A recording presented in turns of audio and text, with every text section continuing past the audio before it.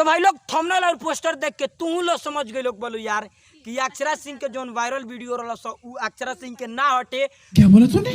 तो वीडियो में हम तारा लोग इनके पूरा डाउट क्लियर करे वाला बानी। झूठ बोल रहा है। तो वीडियो के पूरा देखो लो।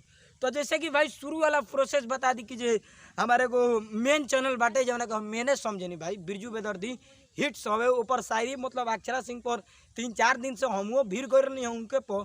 तो अगर नहीं कल देख ले हमारे शायरी वीडियो तो देख सकते रह यहाँ हमारे चैनल के स्क्रीनशॉट या फिर डिस्क्रिप्शन में लिंक बाटे जाके देख लियो लो उनका पर हम शायरी 2-3 दिन से ढकेलते जाते नहीं हो। तो भाई लोग तारा लोग इनसे एगो बात बता दी कि जो वीडियोज बाटे वो अक्षरा सिंह के ना हटे। भाई लोग फाइनली हम तारा लोग से रियल बता दी। अगर कुछ लोग के कीड़ी काटत हुई तो जाके वो वीडियो देख ली भाई लोग, ठीक बा।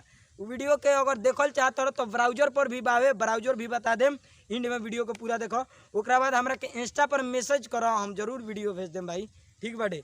तो मिलल जी फिर से अगले नेक्स्ट वीडियो में, तब तक के लिए बाय। खत्म, बाय बाय, टाटा, गुड बाय, गया।